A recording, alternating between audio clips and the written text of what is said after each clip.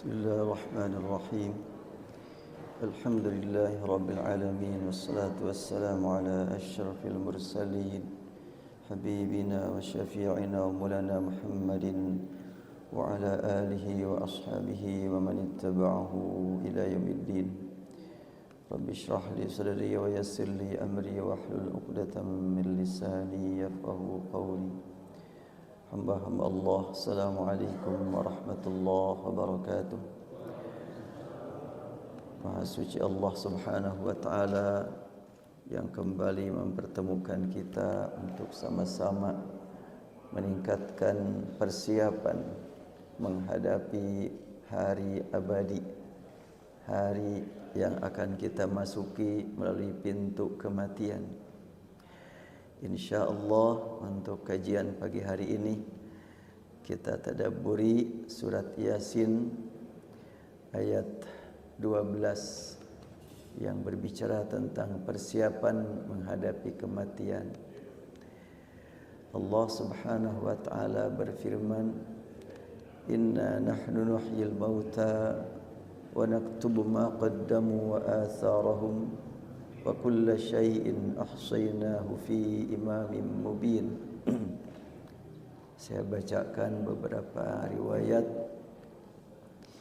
A'udzubillahi minasyaitonir rajim. Inna nahnu nuhyil mauta wa naktubu ma qaddamu wa atharahum. Inna nahnu nuhyil mauta wa naktubu ma qaddamu wa atharahum. Inna nahnu nuhyil mauta wa naktubu ma qaddamu wa atharahum. Inna nahnu nuhyil mauta wa naktubu ma qaddamu wa atharahum. Inna nahnu nuhyil mauta wa naktubu ma qaddamu wa atharahum wa kulla syai'in ahsaynahu fi imamin mubin. Wa kulla syai'in ahsaynahu fi imamin mubin. Wa kulla syai'in ahsaynahu fi imamin mubin. Wa kulla syai'in ahsaynahu fi imamin mubin. Itu sebahagian saja. Masih ada yang tidak dibacakan.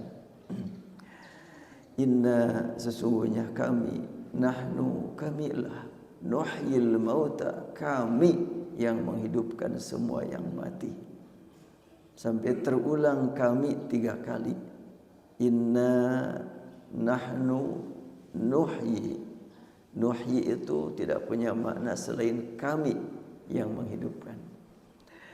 Al-mauta adalah semua yang mati, bukan cuma manusia. Binatang juga akan dihidupkan untuk keperluan membuktikan keadilan Allah.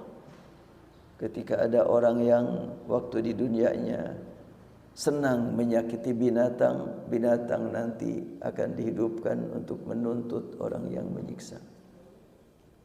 Ini luar biasa, tidak bisa dianggap enteng ini. Allah Maha Adil segala-galanya. Inna nahnu nuhyil mauta. Kenapa sampai berulang kami al-mauta? Karena tidak ada yang mampu menghidupkan orang mati selain Allah subhanahu wa ta'ala. Dan kalimat inna sebagaimana sering dibahas, Allah menggunakan kata nahnu yang berarti kami. Tidak ada bedanya dengan Allah menggunakan kata ana yang berarti aku. Bedalah kami dengan aku untuk manusia. Untuk Allah, Allah menyebut nahnu, menyebut ana, dia juga sendirian. Kalau kita menyebut kami, membawa reng-rengan teman. Ana sendirian. Ketika menyebut anak, orang memandang lemah sendirian. Kalau nahnu, hati-hati ini banyak. Tapi bagi Allah subhanahu wa ta'ala, ketika menyebut anak, aku, tidak kurang hebatnya, tidak kurang agungnya, tidak kurang mulianya. lebih mulia daripada miliaran umat manusia yang mulia. Ketika Allah menyebut anak dan menyebut nahnu, kami, Allah tidak berkepentingan dengan bantuan siapapun, tapi Allah menggunakan kata kami mengingatkan kita. Mungkin kalau bahasa apa ya? Tiada yang paling nahnu selain Allah, kira-kira begitulah. Tiada yang paling anak selain Allah. Allah menyebut anak, Allah lah yang hakikat anak Allah miliki. Inna nahnu nuhyil mauta, semua yang mati nanti akan dihidupkan pada waktunya. Dan sekarang sudah banyak melakukan penelitian ya, para ilmuwan yang tidak mempelajari Al-Quran dengan keimanan, tapi mereka mempelajari Al-Quran sekadar keilmuan. Ada gitu yang begitu? Oh banyak. Mereka membaca Al-Quran kenapa? Mereka penasaran. Kenapa kok banyak amat umat Islam ini? Apa yang membuat mereka tertarik? Mereka penasaran belajar Al-Quran. Bukan untuk mereka amalkan petunjuknya. Dulu pernah saya mendengar ceramah seseorang yang sangat kita kenal keulamaannya. Sekarang sudah wafat. Beliau berkata, ya ketika datang salah seorang guru besar tafsir dari Amerika menyampaikan kuliah umum di Masjid Istiqomah Bandung. Kemudian dia uraikan bagaimana tafsir tematik, tafsir analisis, tafsir muqaran, tapi tafsir perbandingan. Dia gali, dia sampaikan, dan dia buka ruang tanya jawab. Salah seorang kiai yang sudah juga wafat bertanya, Prof, saya mau nanya nih, silahkan. Saya setelah mendengarkan Prof menyampaikan kajian tafsir Al-Quran, sungguh saya semakin yakin hakikat Al-Quran betul-betul dari Allah. Semakin mampu kami buktikan kebenarannya. Apakah Prof sampai seperti ini Prof beragama Islam? Tersenyum dia. Sebelum itu dia tanya, apakah Prof yakin Al-Quran itu betul-betul dari Allah? Tidak ada unsur campur tangan manusia? Iyalah, gak mungkin manusia bisa menyusun kalimat-kalimat, pilihan huruf, susunan kata seperti ini. Jelas ini bukan karya manusia. Oh baik, kalau gitu Prof juga beragama Islam? Tersenyum dia. Buat saya tidak begitu penting agama ataupun tidak beragama. Dia ateis. Tapi dia betul-betul yakin Al-Quran itu bukan buatan manusia. Yakin betul dari pencipta alam raya. Inilah hakikat hidayah. Allah berikan kepada kita. Kita tidak secerdas dia. Pengetahuan kita tentang Al-Quran tidak sedalam dan seluas dia. Tapi kitalah yang Allah pilih menjadi orang yang menikmati hidup bersama Al-Quran. Orang tadi dia memperdalam ilmu tafsir sebagai profesional saja, profesi saja dia. Untuk meningkatkan ya karirnya sebagai guru besar tafsir. Dia adalah orang Amerika. Maka tidak aneh kalau sekiranya ada kitab berbahasa Arab berbicara Quran dan hadis kemudian digali oleh salah seorang analisis dari Indonesia dan isinya sangat kontroversial. Itu bagaimana? Kan dulu pernah itu di UIN Jogja ya, pembahasan tentang surat Al-Mu'minun, aw ma malakat aymanukum fa innahum ghairu malumin, tentang masalah komunikasi seksual laki-laki perempuan tanpa melalui proses pernikahan. Kata dia halal-halal saja. Dan sumber kajiannya buku berbahasa Arab karya seorang dokter dari Mesir. Orang Mesir lagi. Sumber kajiannya itu. Dan dia mahasiswa UIN Jogja dapat gelar doktor lagi. Ya mungkin sudah ada kompromi antara mahasiswa dengan pengujinya. Harus diluluskan ini. Padahal betul-betul kontroversi. Sehingga dia menyatakan boleh-boleh saja, yang penting ridho sama ridho. laki-laki perempuan hubungan bebas, la haula wala quwwata illa billah. Perguruan tinggi Islam. Baik, kita lanjutkan. Nuhyil mauta wa naktubu. Kami menghidupkan semua yang mati dan kami mencatat. Allah Subhanahu wa taala menggunakan kalimat kami mencatat. Untuk apa Allah pakai menggunakan catatan? Allah tidak menggunakan catatan, tidak perlu catatan. Kita sebagai manusia yang perlu catatan. Tapi untuk apa Allah menggunakan kalimat wa naktubu, kami mencatat? Untuk kita lihat nanti di akhirat. Bukan untuk Allah. Allah tidak berkepentingan dengan catatan. Tetapi dengan adanya catatan, maka manusia bisa melihat hakikat amalnya yang sudah dilalui. Siapa yang berbuat zalim, siapa yang terzalimi, siapa yang curang, siapa yang menjadi kerugian akibat, yang terkena kerugian akibat ada yang curang, ada catatan semuanya. Wa naktubu ma qaddamu. Kami mencatat semua yang telah mereka lalui, mereka kerjakan di masa-masa lalu. Bukan hanya berkaitan dengan pekerjaan langsung, tapi juga wa atharahum, dan pengaruh-pengaruhnya. Berbuat baik ada pengaruhnya, ada catatannya. Berbuat buruk berpengaruh, ada catatannya. Hadis riwayat Muslim menyebutkan, man sanna fil islami sunnatan hasanatan fa umila biha ba'dah kutiba lahu mithlu ajri man amila biha la yanqus min ujurihim syai'.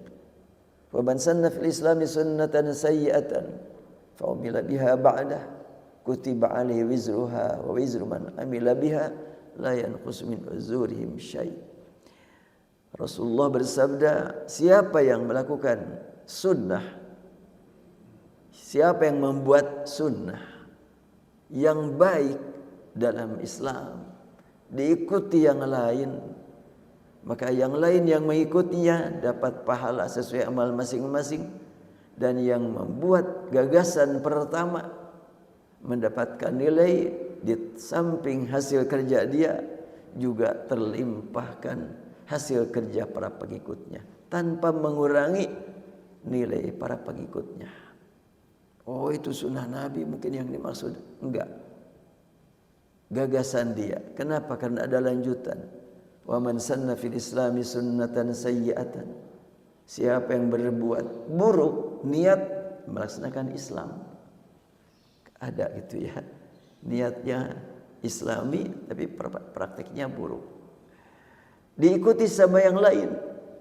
Para pengikutnya dinilai sebagai orang yang berbuat dosa, ada hukumannya, dan dosa-dosa yang ditimpakan kepada para pengikut menimpa juga kepada penggagas pertama tanpa mengurangi hukuman yang ditimpakan kepada para pengikutnya. Ini jelas kalimat man sanna fil islami sunnatan hasanatan dan sunnatan sayyi'atan bukan mengikuti sunnah Rasul, tapi dia membuat sunnah sendiri. Baik, ya. Nilainya ikhlas, ya. Diikuti, ya. Ada nilai yang berlipat terus.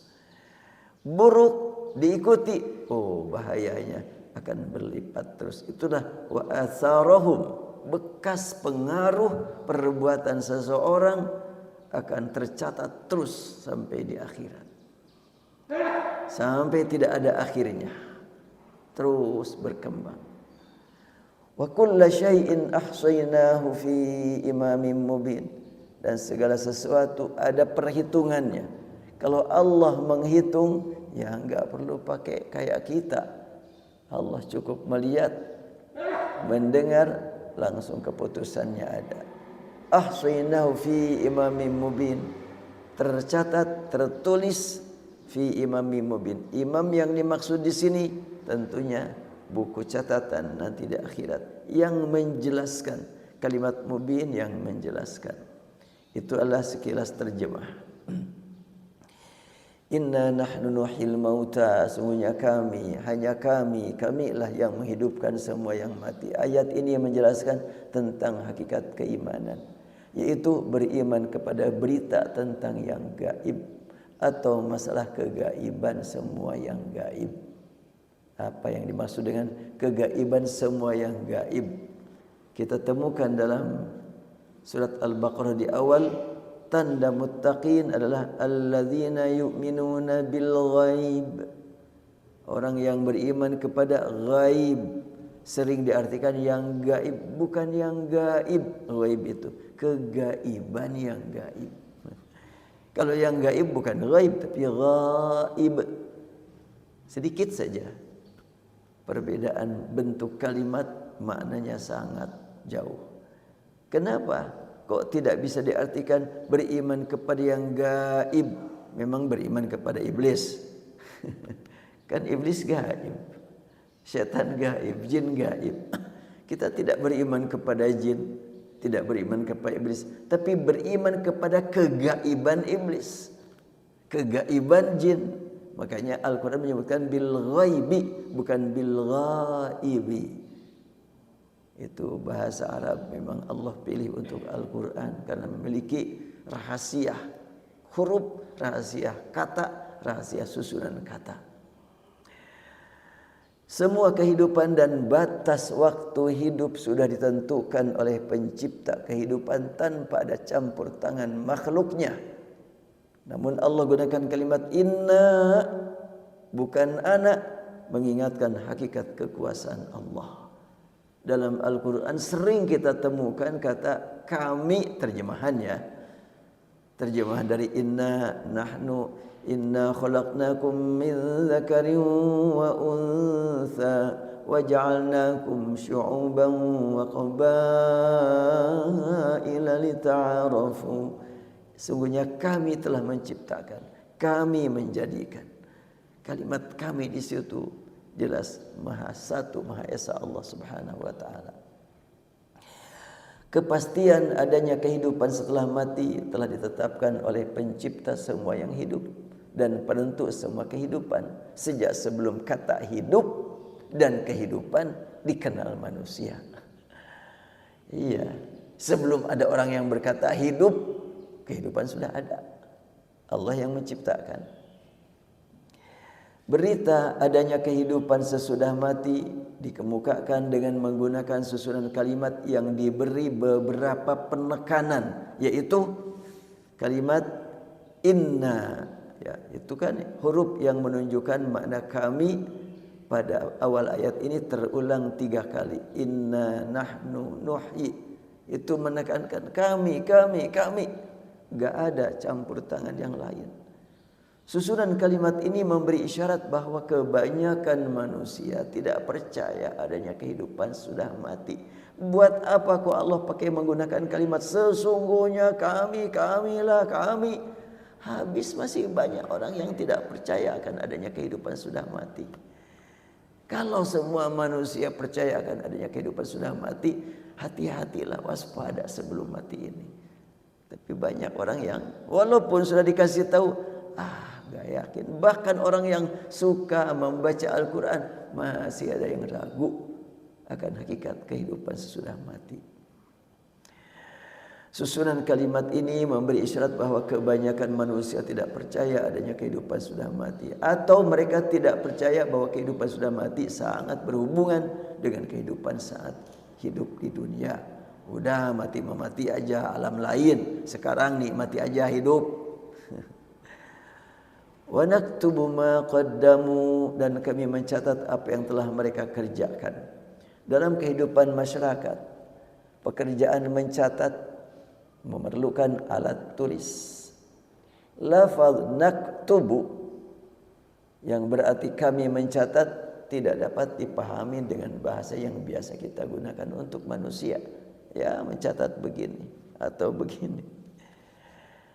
Karena Allah tidak memerlukan alat tulis untuk mencatat. Tidak pula memerlukan catatan yang kita kenal dalam kehidupan interaktif harian. Jadi apa yang dimaksud dengan catatan di sini? Dalam kehidupan manusia diketahui bahwa salah satu fungsi catatan adalah sebagai bukti untuk diperlihatkan kepada pihak terkait. Demikianlah kita nanti akan melihat bukti catatan perjalanan hidup kita dengan lengkap. Duh, ngeri sekali. Ada catatan sewaktu kita bersembunyi, berbuat salah, jangan ada orang yang tahu. Ada catatannya. Ya Allah, berat. Dan catatan tersebut nanti di akhirat bukan cuma kita yang lihat, semua makhluk bisa lihat. Sangat mengerikan kalau ingat ayat ini. Surat Al-Haqqah menyebutkan, فَأَمَّا مَنْ أُوتِيَ كِتَابَهُ بِيَمِينِهِ فَيَقُولُ هَاؤُمُ اقْرَءُوا كِتَابِيَهْ إِنِّي ظَنَنْتُ أَنِّي مُلَاقٍ حِسَابِيَهْ فَهُوَ فِي عَيْشَةٍ رَاضِيَةٍ. Orang yang mendapatkan catatan amal dari tangan kanan atau dari depan langsung diambil oleh tangan kanan, baru aja melihat catatan, oh aku sukses, aku bahagia, aku termasuk yang mendapatkan ampunan rahmat Allah.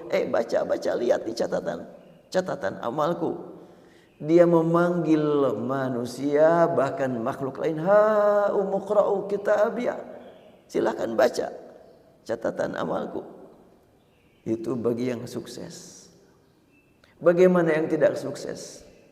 Wa amma man utiya kitabahu bishimali fayaqulu ya laitani lam uta kitabiyah wa lam adri ma hisabiyah ya laitaha kanatil qadiyah. Orang yang mendapatkan catatan amal datang dari belakang atau dari kiri, ketika datang dari kiri, aduh malu, udah enggak ngambil begini. Kalau yang dari depan langsung begini, atau dari kanan langsung begini. Tapi yang datang dari kiri, udah enggak sanggup melihatnya juga. Makanya dalam Al-Quran, kalau yang dari kiri itu ada man utiya kitabahu bishimali, ada utiya kitabahu biwara'i dhahri, dari kiri atau dari belakang. Karena malu, ngeri, menyesal, sedih, bimbang, gelisah, lengkap segala-galanya. Untuk melihat catatan, enggak berani. Bahkan ketika mendapatkan catatan dari tangan kiri, langsung dia berkata, ya Allah, aku malu oleh sekian makhluk. Enggak usahlah diperlihatkan catatan, malu. Kalau memang aku sudah bernasib celaka, masuk neraka, langsung ke neraka akan saja. Padahal belum apa-apa itu. Baru menderita melihat catatan dibanding dengan neraka, ya melihat catatan belum apa-apa. Ini peringatan buat kita, kalimat wanak tubuh, mumpung masih ada waktu saat ini. Apa yang dapat mempermalukan kita nanti di akhirat, segera kita hapuskan sejak sekarang, agar nanti kita tidak dipermalukan. Yang melihat kita, kebayang enggak kalau ada orang yang korupsi, anaknya melihat, duh, anak jadi korban. Atau ditemukan seseorang berbuat dosa, berbuat yang menjijikkan, anaknya melihat, ayah ibunya melihat, berat, malu. Bayangkan nanti di akhirat, gak ada apa-apanya di dunia, karena terbatas yang melihat kita. Di akhirat semua makhluk bisa melihat, semua manusia bisa melihat. Sangat mengerikan sekali. Ya Allah, ini ayat mengingatkan kita untuk senantiasa berupaya memanfaatkan waktu, kesempatan yang tidak tahu berapa lama lagi ini, agar betul-betul meningkatkan kualitas amal. Mudah-mudahan Ramadan ini menjadi saksi yang membela kita nanti di akhirat. Kita tidak tahu masihkah kita bertemu dengan Ramadan berikutnya. Apakah Ramadan ini Ramadan terakhir? Berat sekali. Ya. Dalam kehidupan manusia diketahui bahwa salah satu fungsi catatan adalah sebagai bukti untuk diperlihatkan kepada pihak terkait. Ya. Orang hidup 200 tahun yang lalu tidak dapat membayangkan kecanggihan alat tulis elektrik yang sekarang digunakan masyarakat dunia. Apakah mungkin orang yang masih hidup di dunia dapat membayangkan bagaimana catatan perbuatan manusia di akhirat nanti? Perbandingannya sederhana kan? Ya jangan 100 tahun lah. Bagi yang sudah hidup saat itu 70 tahun, masih ingat 50 tahun yang lalu, seperti apa catatan yang digunakan oleh para orang tua kita? Gak ada pakai kalkulator, gak ada. Hanya menggunakan ini saja, menghitung terus.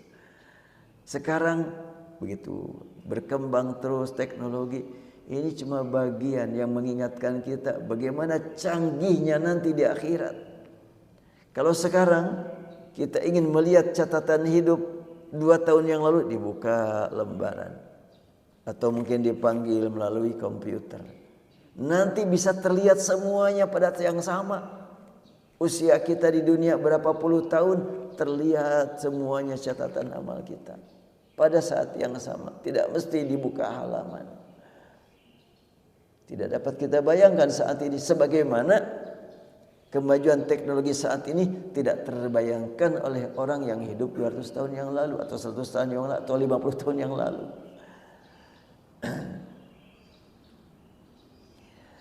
Catatan tersebut bukan untuk dibayangkan dan bukan pula untuk dikaji, akan tetapi hanya untuk diimani. Urusan akhirat semuanya wilayah keimanan, bukan wilayah akal, wilayah analisa, bukan.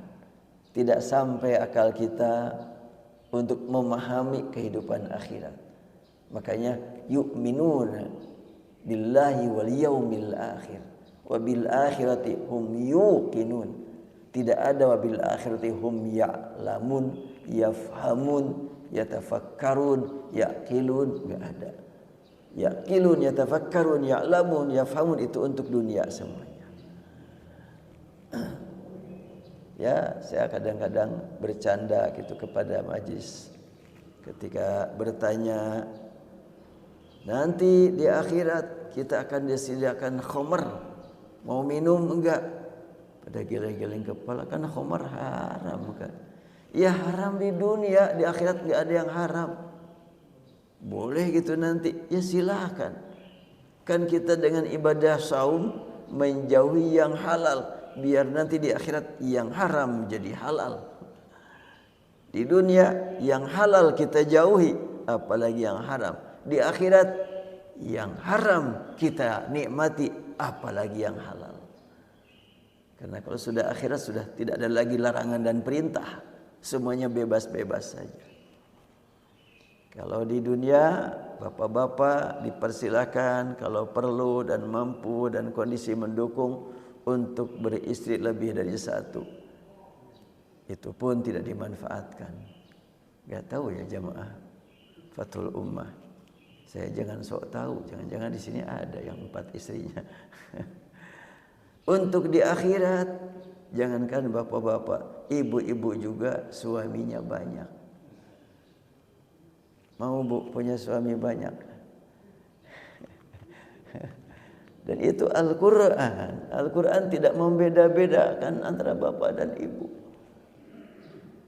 Walahum fiha azwajum mutahharah wa hum fiha khalidun. Bagi orang mukmin, mukminah, laki-laki, perempuan, sekian banyak fasilitas di surga. Di antaranya Allah sediakan bagi mereka pasangan hidup yang banyak. Berarti bukan cuma untuk bapak-bapak banyak istri, ibu-ibu juga banyak suami. Tapi kadang-kadang ibu-ibu kalau ditanya mau enggak, susah ngejawab nanti. Kenapa? Karena memahami ayat tentang surga dengan menggunakan akal yang digunakan untuk dunia. Di dunia ya perempuan enggak mungkin punya suami lebih dari satu, enggak normal kalau ada. Tapi di akhirat enggak demikian, segalanya berbeda. Catatan tersebut bukan untuk dibayangkan dan bukan pula untuk dikaji, akan tapi hanya untuk diimani. Penting untuk selalu diingat apa yang mesti diperbuat saat ini, agar catatan amal kita bersih dari noda yang mempermalukan para pelakunya karena dapat dilihat semua makhluk pada hari kebangkitan nanti. Buat yang memang bersih dari noda, bahagia dibangkitkan. Buat yang memang tidak bersih, berat dibangkitkan. Ya, dalam surat Yasin ini kan surat Yasin ya. Dalam surat Yasin ayat yang semuanya sudah pada tahu, ada yang sebut dengan saktah. Kita lihat.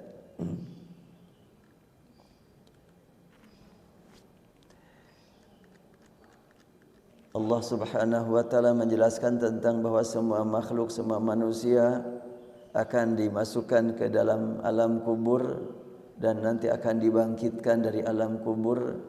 Pas dibangkitkan, wa nufikha fis-sur fa idzahum minal ajdathi ila rabbihim yansilun. Qalu ya wailana man ba'athana min marqadina.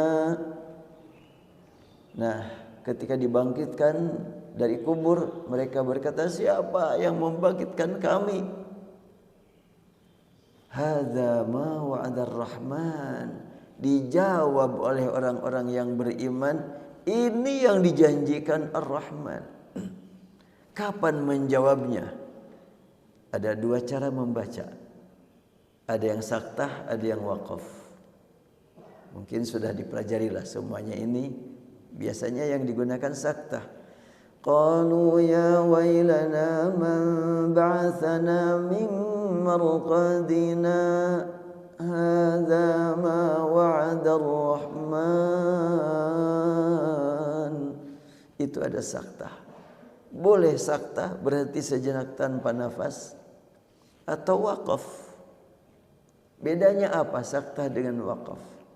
Yang membaca dengan saktah dari 20 riwayat hanya satu, riwayat Hafs. Riwayat Hafs pun hanya Thariq Syatibi. Thariq Jazari enggak. Apa bedanya Thariq Syatibi dan Thariq Jazari? Ini sekedar informasi saja. Gak usah terlalu dipikirkan kalau memang tidak mendalami. Al-Quran yang biasa dibaca di sini oleh imam-imam itu adalah riwayat Hafs. Kalau kita membaca mad munfasil dengan 4 harokat, fala yastati'una tawsiyatan wala ila ahlihim yarji'un. Itu Thariq Syatibi. Tapi Thariq Jazari bagaimana? Fala yastati'una tawsiyatan wala ila ahlihim yarji'un. 2 harokat saja. Apabila dibaca dengan 4 harokat, maka di sini boleh saktah. Qalu ya wailana man ba'athana min marqadina hadza ma wa'ada ar-Rahman. Apabila dibaca 2 harokat enggak ada saktah. Ya. Wala ila ahlihim min marqadina hadza ma wa'ada ar-Rahman. Tidak ada saktah. Dan ketika surat Al-Qiyamah dibaca, kalla idza balagatit taraqiya wa qila marraq. Nah, itu tanpa saktah. Tapi kalau pakai saktah, kalla idza balagatit taraqiya wa qila man raq. Ya, ini surat Al-Qiyamah. Kita perhatikan. Nah, di sini kalla boleh dibaca 2, boleh dibaca 4. Bila dibaca 2, kalla idza balagatit taraqiya wa qila marraq. Kalau dibaca 4, kalla idza balagatit taraqiya wa qila man raq. Itu masih satu riwayat yang biasa digunakan oleh imam di sini. aturan membaca Al-Quran sedalam ini, seluas ini, serinci ini, turun 14 abad yang lalu, terpelihara karena Allah yang menjaganya. Kalau penjagaannya alat, wah sudah mungkin kena virus. Tapi karena Allah yang menjaga, Allah sediakan hamba-hamba pilihannya menjadi penjaga dan pemelihara Al-Quran.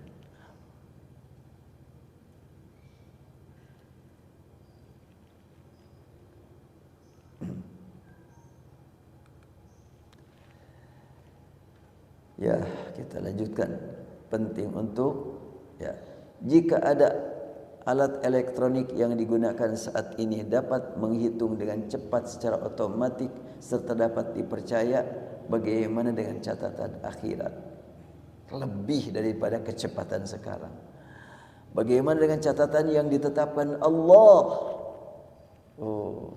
Dengan lafaz idza arada syai'an an yaqula lahu kun fayakun. Tentu catatan ini tidak dapat terjangkau oleh akal manusia. Kelengkapan isi catatan yang pasti benar, tepat, dan lebih cepat meliputi semua amal kehidupan manusia dan makhluk lainnya yang berkaitan dengan ucapan, gerakan fisik, lintasan pikiran, niat yang disembunyikan. Ini yang paling ngeri ya. Kalau gerakan fisik, suara, kita bisa mencari siapa orang ini, apa kerjaannya, suaranya kayak apa. Walaupun dengan kecanggihan teknologi sekarang orang tidak berbicara itu, tiba-tiba dengan aplikasi AI. Ya Allah, saya melihat beberapa ustadz kondang jualan obat. Pasti bukan dia ini. Tapi dengan alat kerjaannya iklan terus. Ustadz yang susunan bahasanya bukan susunan bahasa dia, tapi suaranya dia, mulutnya juga dia, gerakannya gerakan dia. Ini kecanggihan teknologi buatan manusia. Bagaimana nanti kecanggihan teknologi Allah Subhanahu wa taala? Allah Subhanahu wa taala mencatat amal kita, bukan cuma amal yang terdengar suaranya, yang terlihat gerakan fisiknya, akan tetapi yang tersirat dalam hatinya. Sehebat bagaimanapun alat yang dibuat oleh manusia, tidak mampu merekam isi hati. Tapi nanti di akhirat isi hati kita akan ada rekamannya. Ketika seseorang berbuat baik, mengagumkan, oh ini orang baik sekali, dia ahli surga. Rasul pernah menegaskan, ketika ada seseorang yang diberitakan, mana si fulan? Udah mati syahid ya Rasulullah, dia di neraka. Orang yang perang bersama kaum muslimin, bersama Rasul, memerangi orang kafir, mati di medan juang, dinyatakan oleh para sahabat sudah mati syahid, sukses, ahli surga. Rasul berkata, dia di neraka. Kenapa?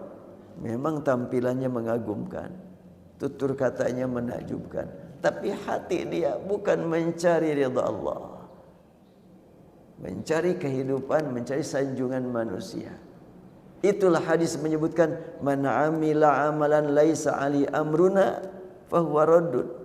Siapa yang beramal terpuji, baik, mengagumkan, tetapi tidak ada kaitan dengan aturan Allah, raddun, ditolak. Apa yang dimaksud dengan peraturan Allah? Niatnya harus lurus karena Allah.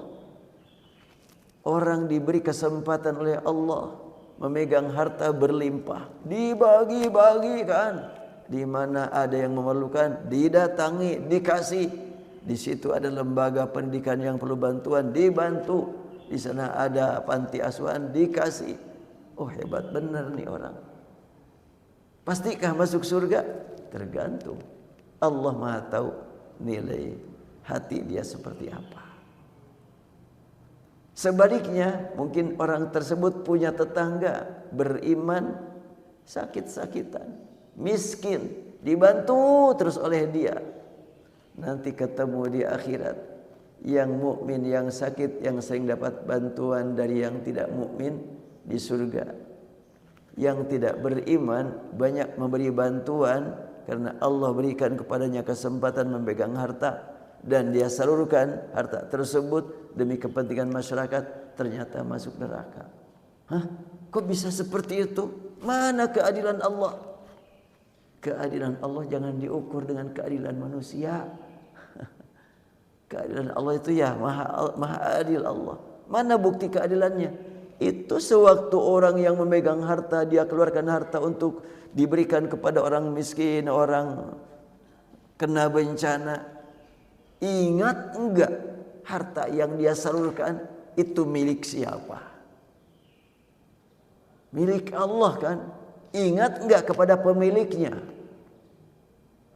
Bila tidak ingat kepada pemiliknya, berarti dia membagi-bagikan yang bukan hak dia. Hak Allah kok. Kenapa enggak ingat kepada Allah? Kenapa enggak minta izin?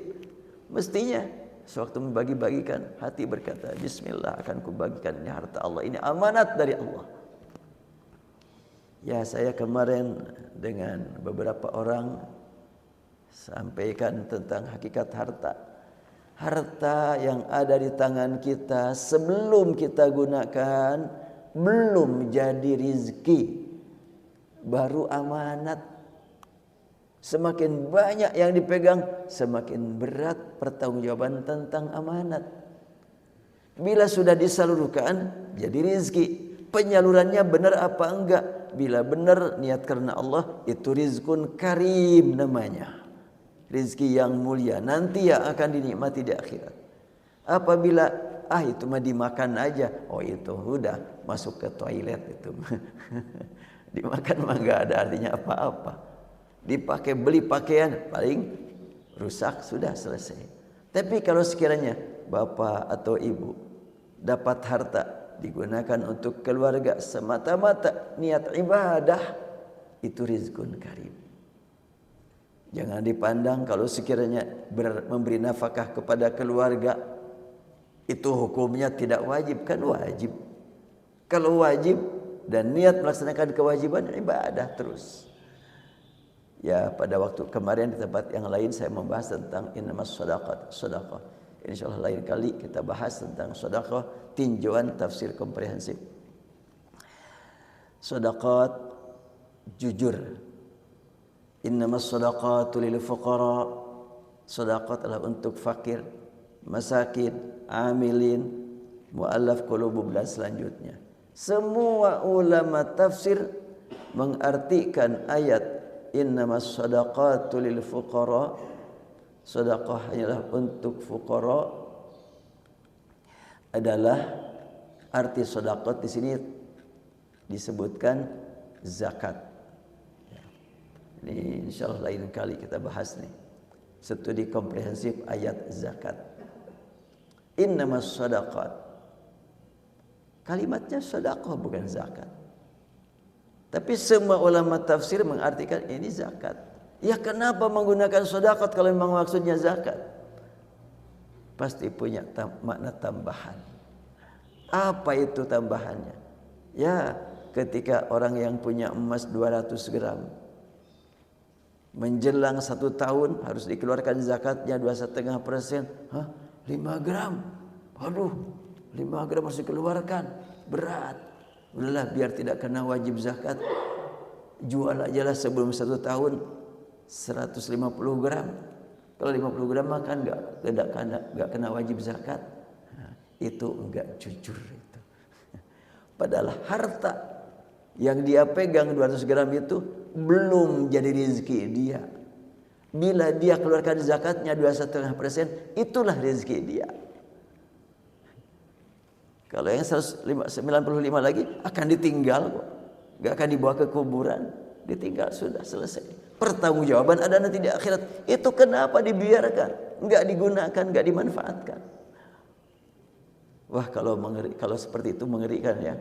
Ketika banyak harta yang tidak berguna, segeralah gunakan. Mumpung nilainya berlipat di bulan Ramadan.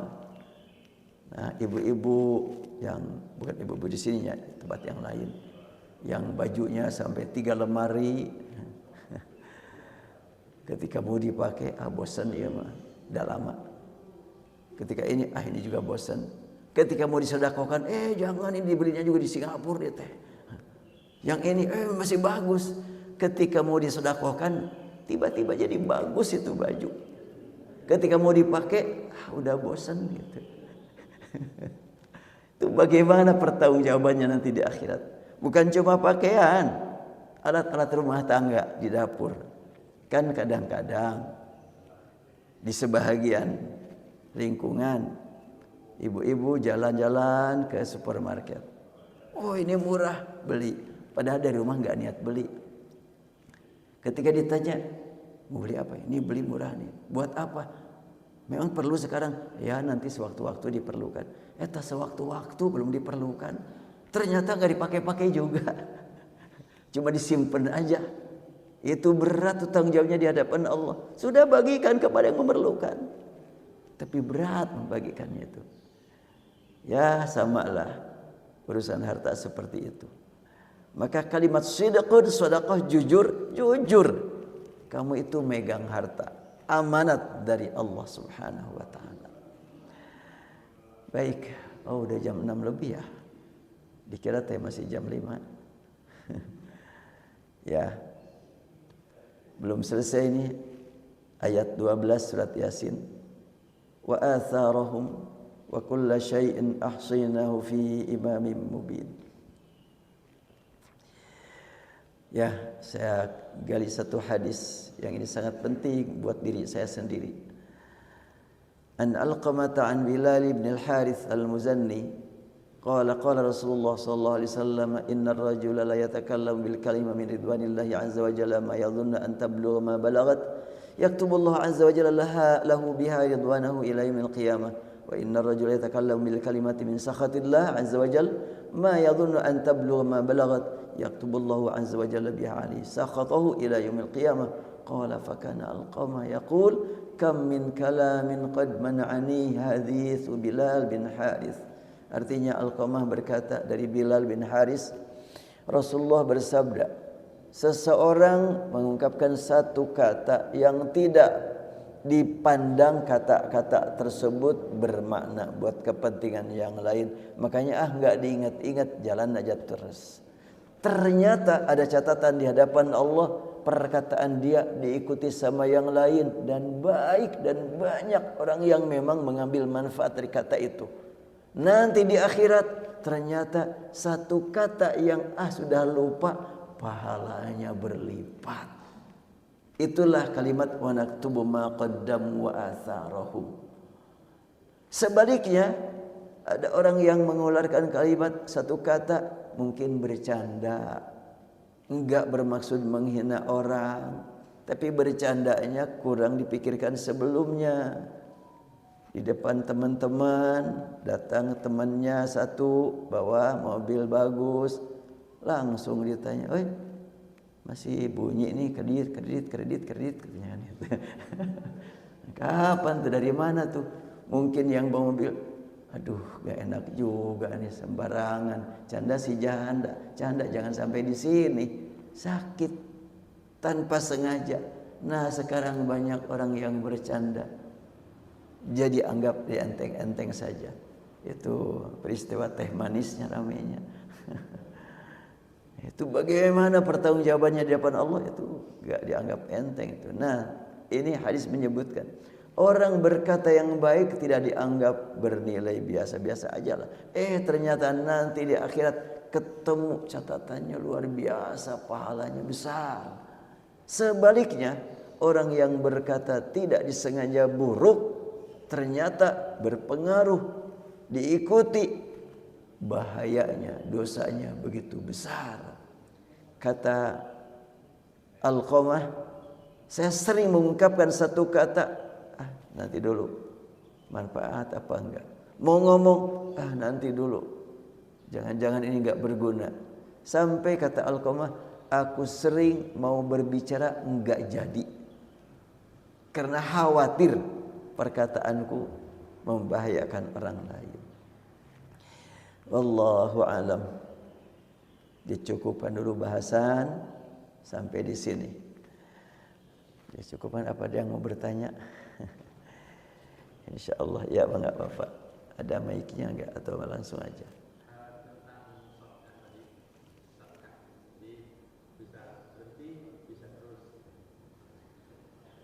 Assalamualaikum warahmatullahi wabarakatuh. Tadi dijelaskan mengenai zakat tadi. Oh iya. Bisa berhenti, bisa terus. Kemudian kalau terus artinya berbeda, kalau berhenti artinya berbeda. Oh, iya. Ya betul. Tadi belum sempat. Jadi tentunya ada yang lebih benar dan ada yang lebih tidak benar, kurang lebih. Ya.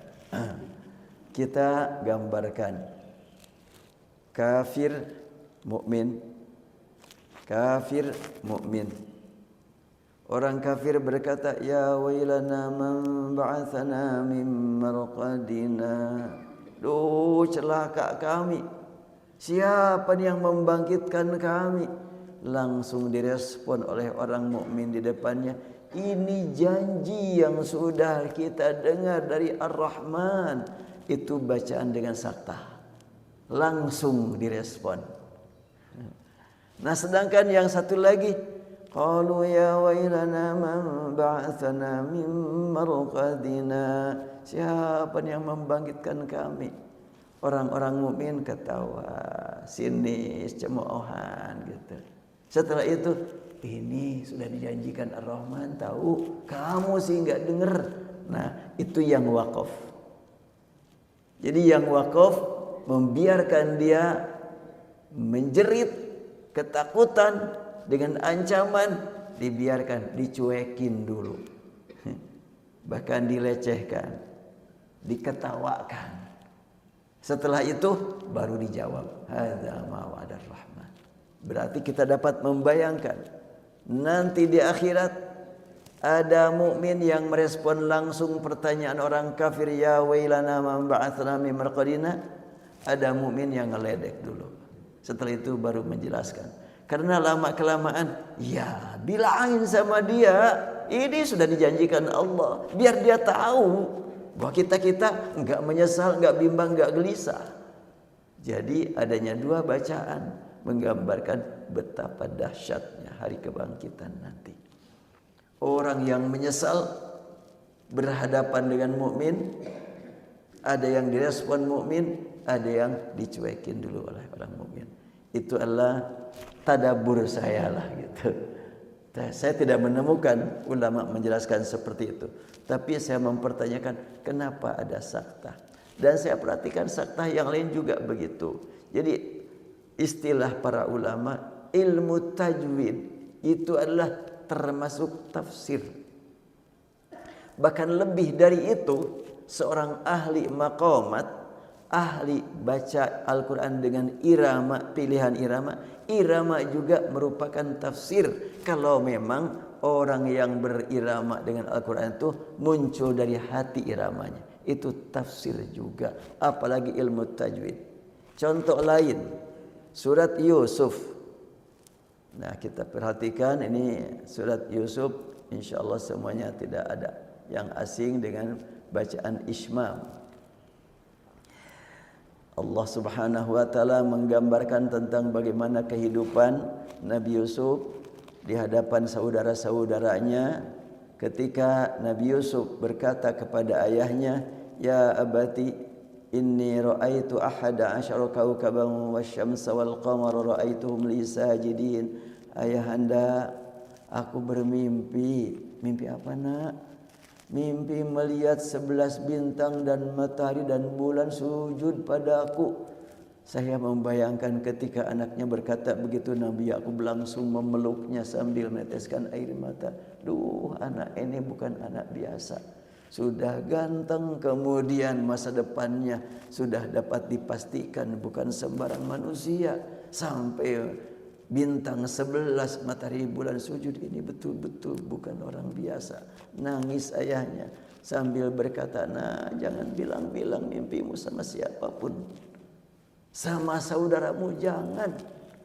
Kenapa? Sebab setan akan membisik. Bisa-bisa saudara-saudaramu dengki, iri, benci sama kamu dan mengusik kamu. Ini Nabi Yusuf. Panjang ceritanya. Kata ayahnya, la taqsus ru'yaka ala ikhwatik fayakidu laka kaida. Setelahnya diperhatikan oleh saudara-saudaranya Yusuf, ayah kita ini zalim ini. Kita diperlakukan seperti ini. Si Ucup malah lain. Ucupnya orang Bandung banyak. Lain tuh Ucup mah disayangnya melebihi yang lain. Kita enggak enak nih kayak begini. Ayah kita harus dijauhkan dari Yusuf. Yusuf harus kita jauhkan dari ayah kita. Biar kita diperlakukan oleh ayah normal. Demikian ungkapan bisikan abang-abangnya dari Yusuf. Maka mereka musyawarah harus bagaimana nih? Pokoknya jangan ada di sini Yusuf. Terus gimanain? Nah, musyawarah mereka mengatakan ini nih. Uqtulu Yusuf aw itrahuhu ardan yakhlu lakum wajhu abikum wa takunu min ba'dihi qauman salihin. Bunuh aja Yusuf. Jangan dibunuh. Atau itrahu ardan yakhlu lakum, jauhkan. Jangan sampai ketemu lagi dengan kita. Supaya ayah kita tidak melihat. Dan setelah itu kita sama-sama tobat yuk. Itulah gaya mereka. Akhirnya mereka berkata, salah seorang di antara mereka berkata, qala qail minhum la taqtulu Yusuf, jangan dibunuh. Tapi pilihan kamu bagaimana? Alquhu fi ghayabatil jubbi yaltaqithu ba'd as-sayyarati in kuntum fa'ilin. Kita bawa Yusuf, kita cari sumur yang sangat dalam, kita jebloskan ke dalam sumur. Kalau ke dalam sumur, yang jelas dia tidak akan bisa naik ke dalam, tapi nanti akan ada yang ngambil, orang lewat. Nah, itu masih ada bisikan rohani, sehatnya masih ada. Maka mereka akhirnya datang sama-sama kepada ayahnya. Qalu ya abana ma laka la ta'manna ala Yusuf wa inna lahu lanasihun.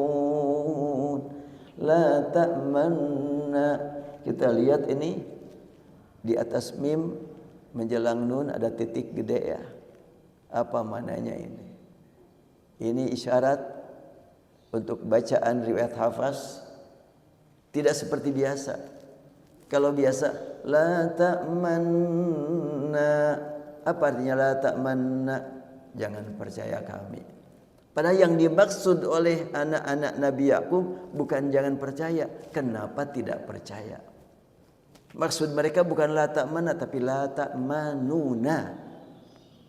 La ta'manu tidak percaya, la ta'man jangan percaya. Yang mereka maksudkan tidak percaya. Kenapa Bapak tidak percaya? Malaka la ta'manuna. Tapi ungkapan kenapa Bapak tidak percaya? Karena memang mereka itu adalah berbohong, tidak dari hati, ngomongnya pun tidak jelas. Iya kan? Akhirnya maksud la ta'manuna jadi la ta'manna. Cuma mulut monyong gitu. Qalu ya abana ma laka la ta'manna. Dan itulah yang harus kita praktikkan membaca ayat ini. Membacanya la ta'manna tapi mulut dikedepankan. Namanya ismam. Ya begitulah. Jadi memang ismam ini memberi makna bahwa saudara-saudara Yusuf bilang kepada ayahnya, kenapa tidak percaya kepada kami? Tapi kalimatnya jangan percaya. Oleh Allah dibentuk seperti itu.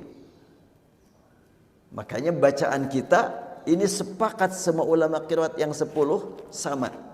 Untuk bacaan ayat ini, kalimat ini dua cara.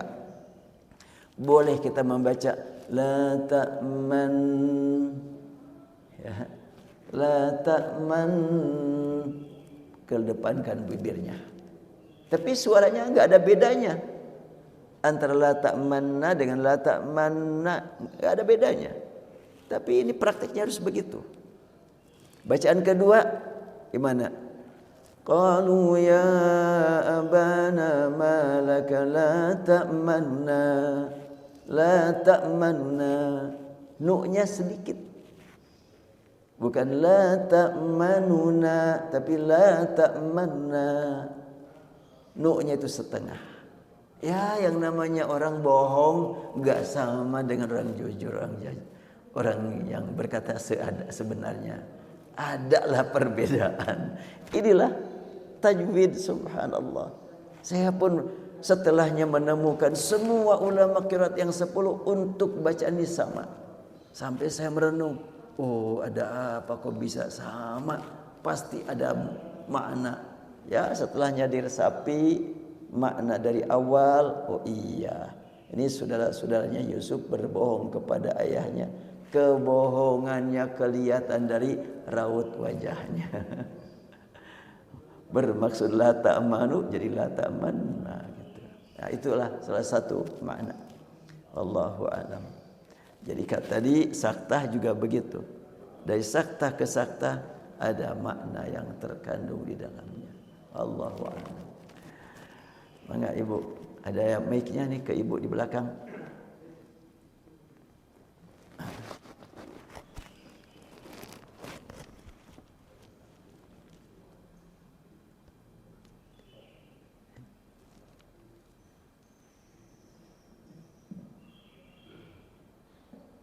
Terima kasih Ustaz. Ini dalam surat Al-Yasin itu dan seterusnya. Apakah ada kaitannya dengan Iqra kitab kata Yawma alaika hasiba? Iya. Apakah tulisan yang sudah amal-amal kita itu yang tertulis dalam surat Yasin itu nanti kita sendiri yang akan membacanya? Iya. Begitu Ustaz. Iya. Ya, jelas. Waalaikumsalam. Satu ayat dengan ayat yang lain tidak pernah ada putusnya. Semuanya berhubungan. Apalagi kalau sama-sama berbicara tentang akhirat, lebih dekat hubungannya. Inna nahnu nuhil mauta wa naktubu ma qaddamu wa atharahum kafa bi nafsika al-yawma 'alaika hasiba. Iqra kitabak kafa bi nafsika al-yawma 'alaika hasiba. Sama-sama kitab, naktubu dan kitab. Jelas.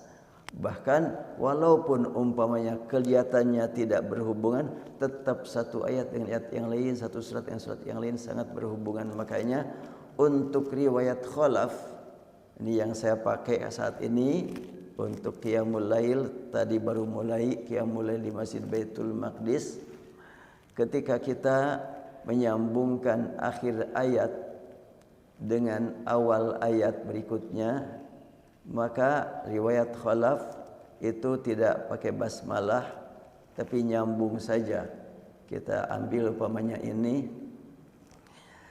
inna rabbahum bihim yawma idzin lakhabirunil qari'atu mal qari'atu wa ma adraka mal qari'ah. Riwayat khalaf dari Hamzah.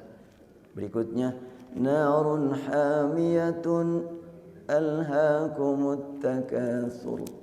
Ini harus sakta karena tanwin an menghadapi hamzah. Ini lanjut itu.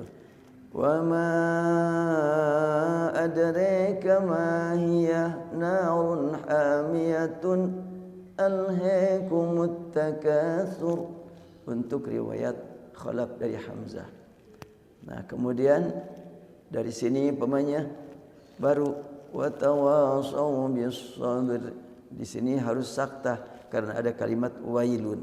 Nah, mereka orang-orang beriman yang suka saling nasihat menasihati, sayang menyayangi dalam hak dan kesabaran. Celaka orang-orang, kan enggak nyambung, celaka. Makanya di sini harus ada berhenti dulu, itu aturan membaca. Tetapi yang pada dasarnya sambungan akhir ayat dengan ayat berikutnya semuanya tanpa basmalah untuk riwayat khalaf. Kenapa? Pada dasarnya Al-Quran dari ba'nya bismillah surat Al-Fatihah sampai sinnya minal jinnati wa nas surat An-Nas satu kesatuan. Jadi kalau ada orang yang kuat napasnya barangkali gitu surat Al-Baqarah sanafas boleh gitu. Atau pemanya dari surat At-Takasur sampai surat An-Nas satu napas ya sah-sah saja, boleh-boleh saja tanpa basmalah itu.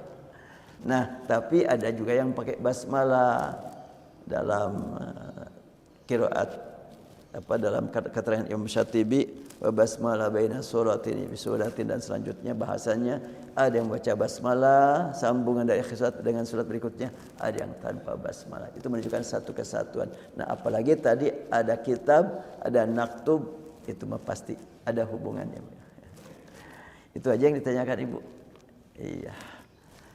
Baik, sudah tidak ada lagi. Mudah-mudahan kita akhiri sampai di sini. Insyaallah. Ya, Pak, enggak, silakan. Masih ada mic-nya nih, biar kedengaran.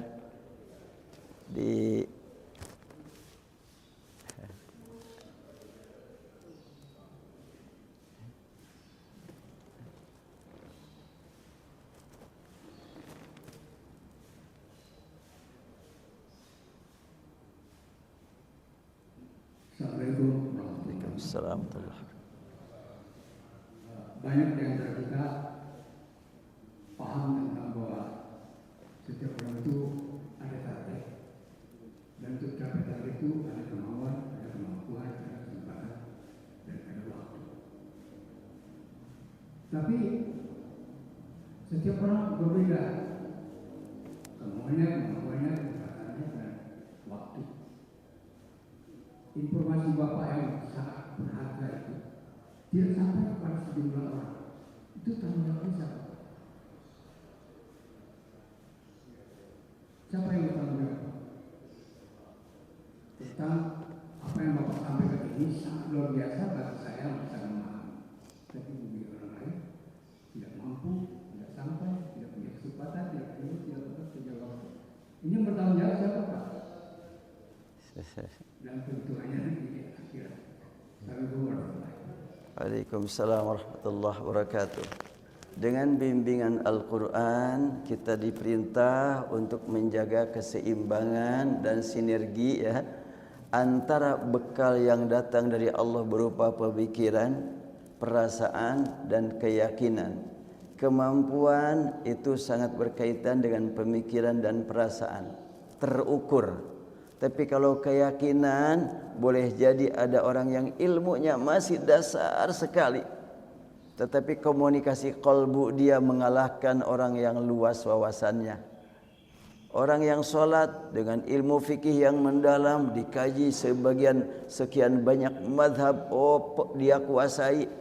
Dengan adanya penguasaan dia terhadap ilmu fikih, merasa sholatnya pasti benar. Sementara orang yang baru belajar sholat, saya masih jauh, baru belajar, merasa betul jauh dari surga. Justru dengan adanya dia merasa jauh dari surga, berarti dia merendahkan diri serendah-rendahnya di hadapan Allah. Itulah hakikat ibadah. Sementara yang tadi, dia memandang ibadahnya pasti benar karena ilmu yang banyak, yang begitu luas, dia kehilangan hakikat ibadah itu. Karena dia sudah berani-beraninya menilai diri sendiri. Allah Maha Adil.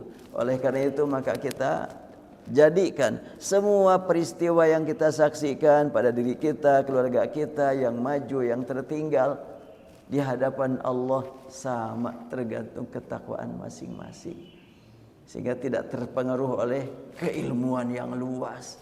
Ilmu yang luas amanat dari Allah, harta yang berlimpah amanat dari Allah, usia yang panjang amanat dari Allah. Boleh jadi ada yang cuma sebentar dia ibadah, ilmunya sedikit, hartanya sedikit, tapi dapat karunia dari Allah Subhanahu wa taala. Ya, kita tidak akan kecil hati, tidak akan putus asa. Mari kita jadikan semua yang ada sebagai jalan untuk komunikasi dengan Allah Subhanahu wa taala. Itu aja barangkali. Baik, insyaallah kita bertemu lagi pada kesempatan lain. Bulan Syawal berarti ya. Kita cukupkan subhanakallahumma wa bihamdik, nasyhadu an la ilaha illa anta, nastaghfiruka wa natubu ilaik. Rabbana atina fid dunya hasanah wa fil akhirati hasanatan wa qina adzabannar. Rabbana hab lana min azwajina wa dhurriyyatina qurrata a'yun waj'alna lil muttaqina imama. Ya Allah, ya Rabbana, ya Tuhan kami, telah Engkau antarkan kami dalam kehidupan bersama bulan Ramadan, memasuki 10 hari terakhir. Artinya sebentar lagi Ramadan akan meninggalkan kami. Sebentar lagi kami akan berpisah dengan Ramadan. Ya Allah, ya Rabbana, Engkau Maha tahu. Kami menyadari kami masih jauh untuk menjadi ahli ibadah. Kami masih jauh untuk membuktikan cinta Ramadan, cinta Al-Quran. Kami masih jauh, ya Allah, menjadi golongan yang disebut umat Nabi-Mu. Namun Engkau Maha tahu dalam kalbu kami terdapat keimanan kepada Engkau, keimanan kepada Rasul-Mu, keimanan kepada Al-Quran dan Sunnah. Keimanan kami belum terbukti dalam amal, namun tetap ada iman dalam kalbu kami, ya Allah. Dan Engkau pula yang menetapkan iman dalam kalbu kami. Karena kami beriman Engkau Maha Pengampun, Engkau Maha Penyayang, ya Allah, Tuhan kami. Ampuni semua dosa kami.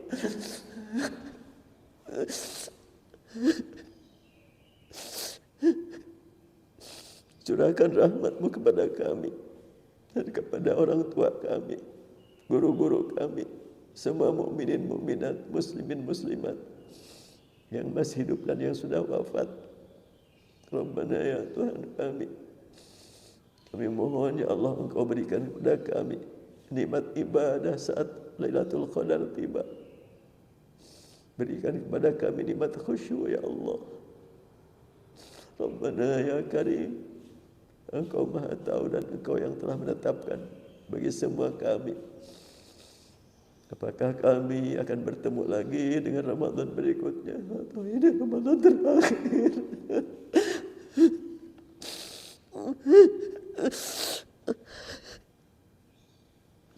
Ilahana ya Tuhan kami, sekiranya ini merupakan Ramadan terakhir bagi kami. Jadikan Ramadan ini Ramadan yang bersaksi di akhirat, bersaksi yang membela kami. Kami hadir di tempat ini berupaya untuk mengkaji ayat-ayat-Mu. Rabbana ya ilahana, kami mohon, ya Allah, manakala ajal menjemput kami, mudahkanlah kami untuk mengungkapkan kalimat tauhid la ilaha illallah. Jadikan, ya Allah, kata akhir keluar dari lisan kami adalah kata kalimat tauhid. Ya Rahman, ya Rahim. Dan setelahnya kami hembuskan nafas terakhir. Kami mohon, ya Allah, Engkau berikan kepada kami nikmat mendengar panggilan-Mu, ya ayyatuhan nafsul mutmainnah, irji'i ila rabbika radiyatan mardiyah, fadkhuli fi ibadi wadkhuli jannati. Ya Rahman, ya Tuhan kami, berikan kepada kami nikmat bertemu dengan kekasih-Mu, Rasul-Mu di akhirat nanti bersama keluarga kami. Berikan kepada kami nikmat syafaat Al-Quran, demikian pula keluarga kami. Dan berilah kami, ya Allah, nikmat bertemu dengan Engkau, ya Allah, bersama-sama anggota keluarga kami. Allahumma Rabbana ij'alna nakhsyaka ka'annana narak, wa as'idna bitaqwak, wa mati'na biru'yak, wa ahsyurna ma'a nabiyyika Mustafa birahmatika ya arhamar rahimin. Wa sallallahu ala sayyidina Muhammadin abdika wa rasulika an-nabiyil ummi wa ala alihi wa sahbihi wa sallim, walhamdulillahi rabbil alamin. Demikian hamba-hamba yang dapat disampaikan, kurang lebih mohon dimaafkan. Wabillahi taufiq wal hidayah. Assalamualaikum warahmatullahi wabarakatuh.